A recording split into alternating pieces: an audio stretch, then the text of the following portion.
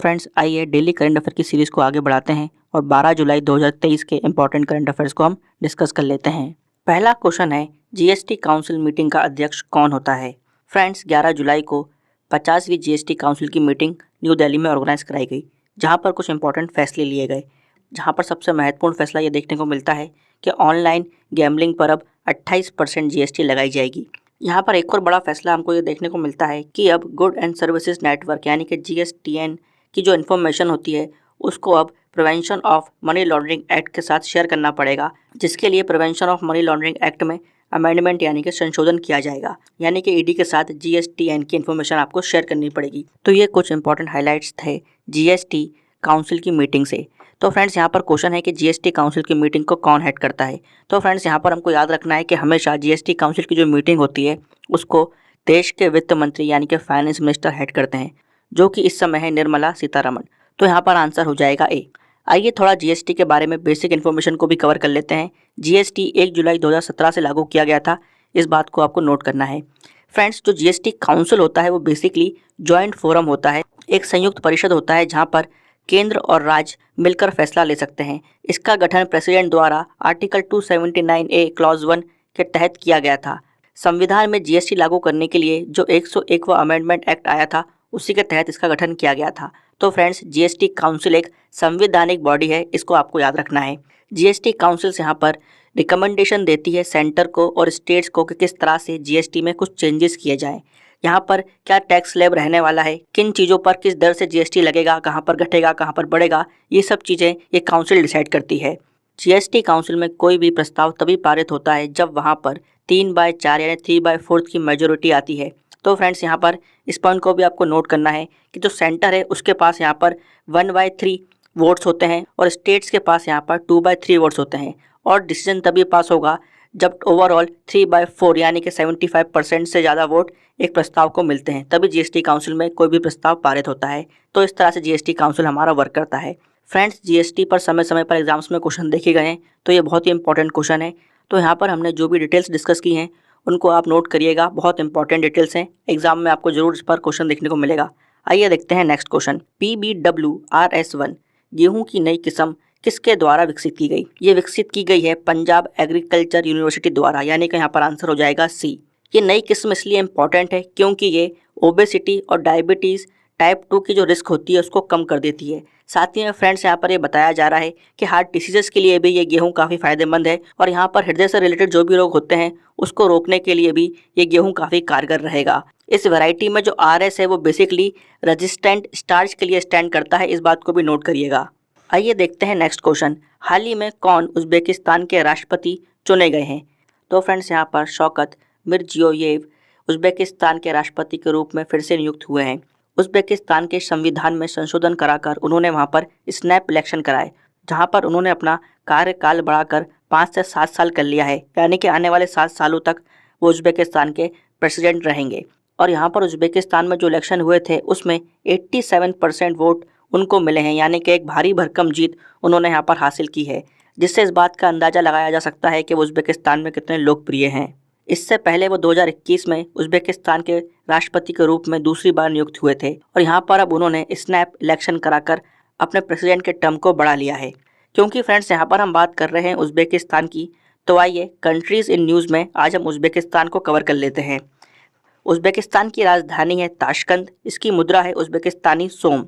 इसके पड़ोसी राज्य जो बहुत ही इंपॉर्टेंट हैं इनको नोट करिएगा, वो हैं कजाकिस्तान, किर्गिस्तान, तजाकिस्तान, अफगानिस्तान और तुर्कमेनिस्तान। उज़्बेकिस्तान सेंट्रल एशिया की कंट्री है और ये डबल लैंड लॉक्ड कंट्री है, इस पॉइंट को भी नोट करना है। इतिहास में हम तैमूर का जिक्र करते हैं, वो तैमूर उज़्बेकिस्तान से ही आते हैं। उज़्बेकिस्तान का सबसे ऊंचा पर्वत है खजरे सुल्तान। अमूद दायरा उज़्बेकिस्तान की सबसे लंबी नदी है। और फ्रेंड्स इंडिया और पाकिस्तान के बीच जो 1965 में ताशकंद समझौता हुआ था वो उज़्बेकिस्तान की राजधानी में ही हुआ था, जो समझौता भारत के उस समय के प्रधानमंत्री लाल बहादुर शास्त्री जी और पाकिस्तान के अयूब खान ने साइन किया था। इस समझौते के साइन होने के कुछ समय बाद हमारे प्राइम मिनिस्टर जी की रहस्यमय तरीके से मृत्यु हो जाती है। फ्रेंड्स यहाँ पर इस बात को भी आपको नोट करना है कि उज़्बेकिस्तान शंघाई कोऑपरेशन ऑर्गेनाइजेशन के फाउंडिंग मेंबर्स में आता है। तो फ्रेंड्स यहाँ पर हमने उज़्बेकिस्तान को डिटेल में कवर कर लिया है। आइए देखते हैं नेक्स्ट क्वेश्चन। अन्य भाग योजना का संबंध किस राज्य से है। इस योजना का संबंध कर्नाटका सरकार से है। कर्नाटका के मुख्यमंत्री सिद्धारमैया जी ने एक बहुत ही यूनिक स्कीम निकाली है, जहां पर इस योजना के जो लाभार्थी रहेंगे उनको यहां पर 5 किलो चावल की बजाय 5 किलो चावल की जो कीमत चल रही है बाजार में उतना भुगतान किया जाएगा। उनका यहाँ पर ये कहना है कि प्रदेश में इस समय चावल की कमी है, इसलिए वो राशन की दुकान में चावल नहीं बेच पा रहे हैं, तो उसकी एवज में अब वो 5 किलो चावल की जो नगद कीमत होती है वो यहाँ पर लाभार्थियों को देंगे। तो फ्रेंड्स, ये योजना कहाँ की है? कर्नाटका की है। क्या नाम है? अन्न भाग्य योजना, इसको आपको याद रखना है। इस स्कीम के तहत 24 रुपये प्रति किलो के हिसाब से डायरेक्ट कैश ट्रांसफर किया जाएगा। यहाँ पर जो भी बीपीएल फैमिलीज हैं और अंत्योदय फैमिलीज हैं, यानी कि प्रदेश में जो लगभग 1 crore 28 lakh ration card holders हैं, उनको ये स्कीम बेनिफिट देगी। फ्रेंड्स, यहाँ पर हम कर्नाटका के बारे में भी कुछ पॉइंट डिस्कस कर लेते हैं। कर्नाटका की राजधानी है बेंगलोर। वहाँ के मुख्यमंत्री इस समय हैं सिद्धारमैया और वहाँ के गवर्नर हैं थवरचंद गहलोत जी।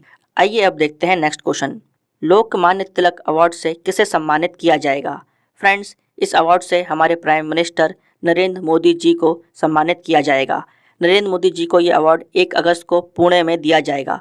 ये अवार्ड प्रधानमंत्री जी को उनके असाधारण नेतृत्व और नागरिकों के बीच देशभक्ति की भावना बढ़ाने के लिए दिया जाएगा। प्रधानमंत्री 41वें व्यक्ति होंगे जिनको इस अवार्ड से सम्मानित किया जाएगा। फ्रेंड्स, लोकमान्य तिलक, जिनको हम बाल गंगाधर तिलक के नाम से भी जानते हैं, वो भारत की आज़ादी की लड़ाई में गर्म दल के नेता थे। बाल गंगाधर तिलक ने ही महाराष्ट्र में गणेश पूजन और शिवाजी पूजन की शुरुआत की थी। इस पॉइंट को भी आपको नोट करना है। वो 2 अखबार के एडिटर भी थे, मराठा और केसरी। इस पॉइंट को भी नोट करना है। आइए देखते हैं नेक्स्ट क्वेश्चन। ये क्वेश्चन बहुत ही इंपॉर्टेंट है। The global multi dimensional poverty index किसके द्वारा जारी किया जाता है? फ्रेंड्स, ये इंडेक्स यूएनडीपी और ओपीएचआई के द्वारा जारी किया जाता है। यूएनडीपी यानी यूनाइटेड नेशन डेवलपमेंट प्रोग्राम और ओपीएचआई यानी Oxford Poverty and Human Development Initiative, ये दोनों मिलकर the global multi dimensional poverty index को रिलीज करते हैं। इस रिपोर्ट ने यह बताया है कि भारत पिछले 15 सालों में 415 मिलियन लोगों को गरीबी रेखा से बाहर निकालने में कामयाब रहा है। फ्रेंड्स, ये हमारे देश के लिए बहुत ही गौरव की बात है कि हमने इतने सारे लोगों को गरीबी रेखा से ऊपर उठाया है। इस रिपोर्ट ने यह भी बताया कि 25 कंट्रीज ऐसी हैं जिसने इंडिया की तरह ही अपने ग्लोबल मल्टी डायमेंशनल इंडेक्स की जो वैल्यू आती है उसको हाफ कर दिया है, यानी कि उन्होंने बहुत सारे लोगों को गरीबी रेखा से ऊपर उठाया है। फ्रेंड्स, इस साल की जो मल्टी डायमेंशनल पावर्टी रिपोर्ट आई है उसकी थीम है unstacking global poverty, data for high impact action. इस पॉइंट को भी आपको नोट करना है। फ्रेंड्स, जो मल्टी डायमेंशनल पावर्टी इंडेक्स होता है वो कंट्रियों की रैंक नहीं देता, बल्कि वो यहाँ पर एक स्कोर देता है, और ये स्कोर 10 संकेतकों यानी कि 10 इंडिकेटर से मिलकर बनता है, जिनको हम 3 कैटेगरी में डिवाइड कर सकते हैं: हेल्थ, एजुकेशन और लिविंग स्टैंडर्ड्स। तो फ्रेंड्स, इन 3 कैटेगरी के अंदर हम देखते हैं कि यहाँ पर 10 इंडिकेटर्स हैं जिनके इंडिविजुअल स्कोर भी दिए गए हैं। ये इंडेक्स बेसिकली गरीबी को सिर्फ पैसे के आधार पर नहीं बल्कि मूलभूत सुविधाओं के आधार पर भी नापता है। इसलिए फ्रेंड्स, ये काफ़ी इंपॉर्टेंट इंडेक्स है गरीबी के मापदंड के लिए। इसको आपको नोट करना है, यहाँ से जरूर आपको क्वेश्चन देखने को मिलेगा। और ये इंडेक्स कौन निकालता है? तो UNDP, United Nation Development Programme, और OPHI, Oxford Poverty and Human Development Initiative, ये मिलकर इस इंडेक्स को निकालते हैं। एशियाई एथलेटिक्स संघ ने किसे सर्वश्रेष्ठ सदस्य महासंघ का पुरस्कार दिया? ये पुरस्कार भारतीय एथलेटिक महासंघ, एथलेटिक्स फेडरेशन ऑफ इंडिया को मिला है। तो यहाँ पर सही आंसर हो जाएगा बी। ये पुरस्कार समारोह बैंकॉक में हुआ था। अगर हम एथलेटिक फेडरेशन ऑफ इंडिया की बात करें तो ये भारत में एथलेटिक्स खेल के लिए राष्ट्रीय शासकीय इकाई है। देश में जितनी भी प्रतियोगिताएं होती हैं उसका संचालन यही करती है।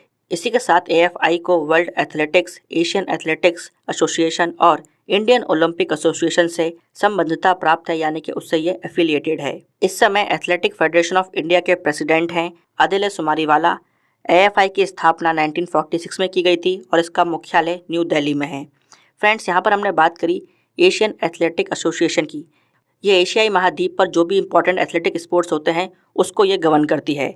आइए फ्रेंड्स, अब हम देखते हैं नेक्स्ट क्वेश्चन। IFSCA का नया चेयरमैन किसे नियुक्त किया गया है? बहुत ही इंपॉर्टेंट क्वेश्चन है फ्रेंड्स ये। यहाँ पर के राजा रामन को IFSCA यानी कि international financial services centre authority का चेयरमैन नियुक्त किया है। इससे पहले वो टेलीकॉम सेक्रेटरी के पद पर थे। यहाँ पर राजा रमन इंद्रजीत श्रीनिवास की जगह लेंगे, जो 2020 से IFSCA के चेयरमैन थे। राजा रमन जी का जो अपॉइंटमेंट है वो आने वाले 3 सालों तक वैलिड रहेगा, अगर उनकी उम्र उससे पहले 65 साल की नहीं होती है तो। आइए अब बात कर लेते हैं IFSCA की। International financial services centre authority की। इसकी स्थापना अप्रैल 2020 में की गई थी। इसका हेडक्वार्टर गुजरात के गांधीनगर में जो गिफ्ट सिटी है वहाँ पर स्थित है। इस पॉइंट को भी आपको नोट करना है। ये भारत में अंतर्राष्ट्रीय वित्तीय सेवा केंद्र में वित्तीय उत्पादों, वित्तीय सेवाओं और वित्तीय संसाधनों के विकास तथा विनियम के लिए एक ऑथोराइज्ड बॉडी है। तो फ्रेंड्स ये बहुत ही इंपॉर्टेंट काम करती है फाइनेंशियल प्रोडक्ट्स और फाइनेंशियल सर्विसेज से रिलेटेड। इस पॉइंट को भी आपको नोट करना है। आइए देखते हैं नेक्स्ट क्वेश्चन। किस राज्य के न्यूज़ चैनल ने AI न्यूज़ एंकर लीसा को लॉन्च किया है? तो फ्रेंड्स उड़ीसा ने AI न्यूज़ एंकर लीसा को लॉन्च किया है। उड़ीसा के न्यूज़ चैनल OTV न्यूज़ का ये इनिशिएटिव है। इससे पहले हमने देखा था कि इंडिया टुडे ने सना AI न्यूज़ एंकर को लॉन्च किया था। और अगर बात करें कि दुनिया में पहला AI न्यूज़ एंकर कहाँ लॉन्च हुआ था, तो फ्रेंड्स चाइना की न्यूज़ एजेंसी जिंगहुआ ने सबसे पहले AI न्यूज़ एंकर को लॉन्च किया था 2018 में। हाल ही में हम देखते हैं कि चाइना ने फिर से रेन जियाओंग जो कि एक AI पावर्ड वुमेन एंकर है उसको हाल ही में लॉन्च किया है। इसके अलावा कुवैत के भी एक न्यूज़ चैनल ने फिदा नाम के वर्चुअल न्यूज़ प्रेजेंटर को लॉन्च किया है। तो फ्रेंड्स यहाँ पर आर्टिफिशियल इंटेलिजेंस, रोबोटिक्स और मशीन लर्निंग के थ्रू आर्टिफिशियल और वर्चुअल न्यूज़ एंकर्स को लॉन्च किया जा रहा है, जो ये दर्शाता है कि ह्यूमंस ने साइंटिफिकली और टेक्नोलॉजिकली कितना एडवांसमेंट अचीव कर लिया है। आइए देखते हैं अब आज का लास्ट क्वेश्चन। नोमैडिक फेस्टिवल किस राज्य में आयोजित किया जा रहा है? तो फ्रेंड्स ये फेस्टिवल भारत के लेह लद्दाख में आयोजित किया जा रहा है। ये फ्रेंड्स इस फेस्टिवल का तीसरा संस्करण है जो 15 से 16 जुलाई के बीच आयोजित किया जाएगा। इस फेस्टिवल में पार्ट लेने के लिए दलाई लामा भी लेह लद्दाख गए हैं। यह फेस्टिवल लद्दाख के चांगटांग जिले के हेनले गांव में आयोजित किया जाएगा।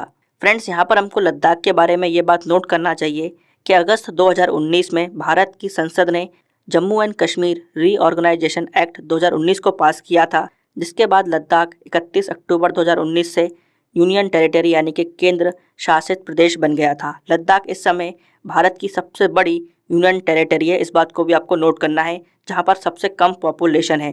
और इस समय लद्दाख के लेफ्टिनेंट गवर्नर यानी कि उपराज्यपाल हैं BD मिश्रा, इस बात को भी आपको नोट करना है। तो फ्रेंड्स यहाँ पर हमने 12 जुलाई 2023 के सभी इंपॉर्टेंट करंट अफेयर्स को डिस्कस कर लिया है। आइए अब हम फैक्ट शीट को डिस्कस कर लेते हैं। फ्रेंड्स आज की फैक्ट शीट में हम फरवरी महीने के इम्पॉर्टेंट नेशनल और इंटरनेशनल डेज को डिस्कस करने वाले हैं। तो आइए शुरू करते हैं।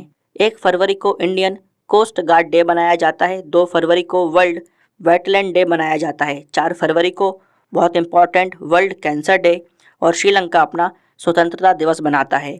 6 फरवरी को international day of zero tolerance for female genetical mutilation मनाया जाता है।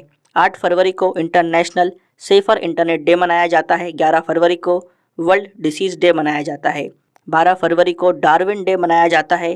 13 फरवरी को सरोजनी नायडू जी का जन्मदिन होता है। 14 फरवरी को सेंट वैलेंटाइन डे मनाया जाता है।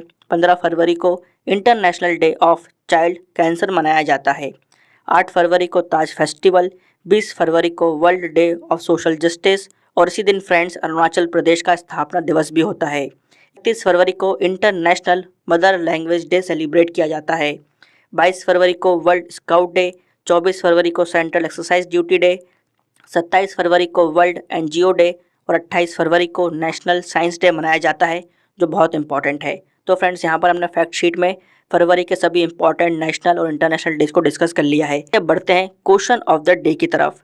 तो फ्रेंड्स आज का क्वेश्चन ऑफ द डे है, किस संशोधन अधिनियम द्वारा GST को भारतीय संविधान में शामिल किया गया?